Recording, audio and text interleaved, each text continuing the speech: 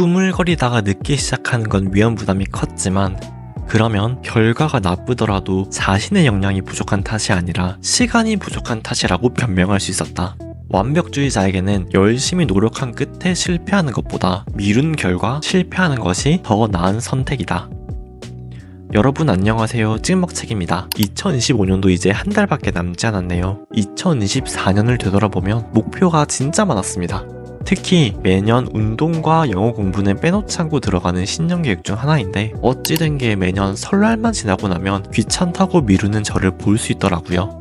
올해는 그래도 꼭 운동은 해야겠다 싶어서 물 공포증도 극복할 겸 수영을 간신히 시작했고 영어 공부는 아직도 쉽지 않습니다. 스픽이라는 영어 공부 앱을 설치했는데 매달 2만원씩 꼬박꼬박 나가는 것에도 불구하고 설날 이후 지금까지 들어가 보지도 않았네요. 이렇게 저에게 신년 계획은 참 실천하기 어려운 과제입니다.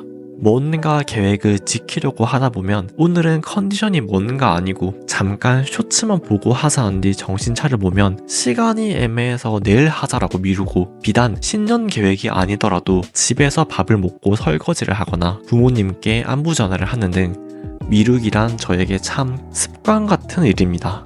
이번에 소개해드릴 책 게으른 완벽주의자를 위한 심리학은 저와 같이 왜 나는 계속 미룰까라는 고민을 하는 사람들을 위한 책입니다. 이 책 2025년이 오기 전에 꼭 한번 읽어보시길 추천드립니다. 그럼 시작하겠습니다. 미루기라는 단어는 일반적으로 상황이 악화할 것을 알면서도 과업이나 결정을 미루는 행위를 의미하고 조금 더 정확히는 실행하려고 의도했던 과업을 단순히 뒤로 연기하는 게 아니라 타당한 이유 없이 연기하는 행위를 말한다고 합니다. 미루는 사람은 어떤 과업을 완수해야겠다고 생각한 뒤 실제로 착수하기 전에 다른 행동을 선택해버립니다. 잠들기 전에는 아침 일찍 일어나 운동을 하는 게 좋겠다고 생각하지만 잠자는 사이 우리 뇌가 운동하지 않는 편이 훨씬 더 낫다고 정해버리고는 하죠. 이런 사람들의 특징은 대개 적은 양의 일을 지금 하기보다는 더 많이 일하더라도 나중에 하는 편을 택합니다. 과제를 하려고 책상에 앉아 가슴이 꽉 막힌 듯 답답함을 느끼다 미루기로 마음 먹자마자 안도감을 느끼곤 하죠. 이는 과업을 시작할 때 느끼는 불확실성, 무기력함, 짜증과 같은 감정과 일부 관련이 있습니다. 뭔가 미래에 달성할 성취보다는 현재 내가 하기 싫고 짜증나는 감정을 얼른 털어내고 싶어 하죠. 이렇게 미루는 사람은 미래의 감정이나 장기적인 목표보다 현재의 감정에 더 집중하는 특징을 가지고 있습니다. 미루기라는 건 크게 보면 수동적 미루기와 능동적 미루기로 나눌 수 있는데요. 우리가 일반적으로 생각하는 미루기가 바로 수동적 미루기입니다. 어떤 행위를 하려고 했지만 그냥 미루고만 있는 것이죠. 혹시 여러분이 반복적으로 그리고 진심으로 이것만 끝내면 바로 그 일을 시작해야지 라고 생각한다면 수동적 미루기를 하고 있을 가능성이 큽니다. 반면 능동적으로 미루는 사람은 활동이나 결정을 계획적으로 미루며 시간 압박이 자신의 역량을 강화해 주리라 믿습니다. 시험 기간 직전에 공부를 해야 점수가 잘 나온다던가 시험 전날 카페인과 수면 부족, 불안의 힘을 빌려 각성 상태를 유지한다는 상황이 익숙하다면 여러분은 능동적으로 미루는 사람이라고 볼 수 있습니다. 책에서는 미루는 사람들은 모두 일을 시작할 완벽한 타이밍을 찾고 있기 때문이라고 합니다. 하지만 완벽한 타이밍이라는 건 유니콘과 같습니다. 어디에도 존재하지 않는다는 말이죠. 사실 사람은 시간을 예측하는 데는 전혀 소질이 없기에 5분 걸릴 일을 20분이나 예상하고 당장 실행할 시간이 없다고 믿거나 소요될 시간을 과소평가하여 마감 시간이 다 돼서야 겨우 일을 마무리하는 게 일상입니다. 그러다 보니 우리는 항상 시간의 압박감을 느끼며 일이 힘들 것 같으니 피하고 싶고 그래서 미루게 됩니다.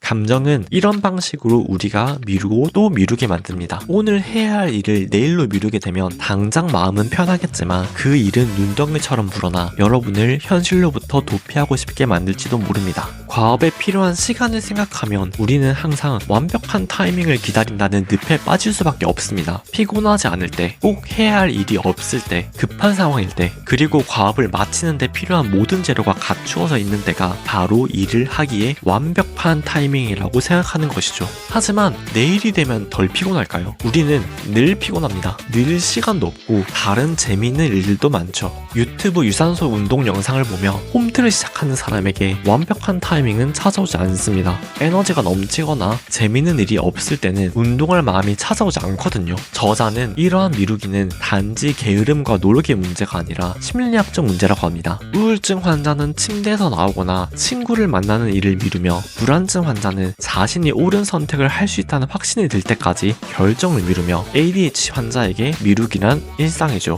목표를 이루고 싶다면 시기가 적절하지 않더라도 우선 실행에 옮겨야 합니다. 우리 삶에 할 일 하나 없는 완벽한 타이밍이란 세상에 존재하지 않는다는 사실을 인정하고 불편한 감정을 받아들이는 것부터 시작합니다. 그 다음 단계는 착수할 과업을 정하는 일입니다. 당연한 얘기처럼 들리나요? 하지만 예상외로 꽤나 까다로운 일입니다. 돌이켜보면 무언가를 시작하는 일은 생각보다 꽤 어렵습니다. 그것을 시작할 수 있는 비결은 그것이 쉽지 않을 것임을 인정하는 것부터 시작합니다. 하루에 우선적으로 처리할 사항을 1개 혹은 2개만 선정하고 종이에 적어둡니다. 머리로만 생각하고 있으면 중요한 두뇌 자원만 소모되기에 꼭 종이에 적고 뇌의 메모리 용량을 정리해야 합니다. 만약 집 청소가 너무 거대하게 느껴진다면 각 방 청소로 나눠보고, 주방 청소가 부담스러우면 설거지하기, 이것도 부담스러우면 숟가락 닦기로 줄여봅니다. 할 마음이 들 때까지 쪼개면 됩니다. 너무 잘게 쪼갰다고 스스로를 다그칠 필요가 없습니다. 확실히 시작하기 전보다는 숟가락이 닦여 있다는 것에 의의를 두고 천천히 나아가면 된다는 사실을 기억하기 바랍니다. 어렵게 시작을 했다면 그 다음 난관이 있습니다. 바로 꾸준히 하는 것입니다. 꾸준히 노력하는 게 어려운 이유 중 하나는 당초 과업을 완수하고자 했던 이유를 뇌가 잘 기억하지 못하기 때문입니다. 일관성을 유지하기 위한 가장 기본적인 원리는 큰 덩어리의 과업이나 목표를 감당할 수 있을 정도의 작은 덩어리로 쪼갠 뒤 정해진 시간 동안 주기적으로 수행할 수 있도록 일정을 세우는 것입니다. 앞에서 말했듯 인간은 시간을 추측하는 능력이 아주 형편없기 때문에 30분이 소요될 것 같으면 추가로 5분을 더 확보해 놓고 필요에 따라 적절히 조정할 필요가 있습니다. 시간이 충분해야 계획된 작업을 마칠 수 있고 꾸준함을 유지할 수 있습니다. 그리고 가장 중요한 것, 완벽을 향한 추구는 선택사항일 뿐이라는 사실입니다. 완벽은 반드시 필요한 것도 더 나은 것도 유리한 것도 아닙니다. 완벽을 원하는 자신의 내면과 마주하고 이만하면 됐다라고 말해보는 게 중요합니다. 목표를 충분히 빠르게 처리하지 못했다던가 조금 부족한 것에 대해 스스로 비판하는 순간 더 이상 뭔가를 시도하지 않게 될 수도 있습니다. 벌어진 일은 어쩔 수 없습니다. 과거에 하지 않은 일에 집착하는 대신 앞으로 지금부터 할 수 있는 일에 집중하도록 노력할 필요가 있습니다. 이렇게 뭔가를 해야 한다는 생각은 불편한 감정이 들기에 우리는 이를 미룹니다. 하지만 문제는 감정 자체가 아니라 우리가 여기에 반응하며 취하는 행동입니다. 걱정과 불안, 권태와 저절이라는 불편한 감정에 대응하기 위해 건강한 전략을 선택하는 과정은 미루기 극복의 핵심이라고 볼 수 있습니다. 스트레스를 주고 불편하게 만드는 대상을 회피하지 않고 맞선다면 그동안 우리가 성공을 방해해온 여러 생각과 행동을 이겨내고 성공의 기회를 잡을 수 있다는 사실을 꼭 기억하시길 바랍니다. 우리는 할 수 있습니다. 여러분, 어떠셨나요? 지금까지 책 게으른 완벽주의자를 위한 심리학이었습니다.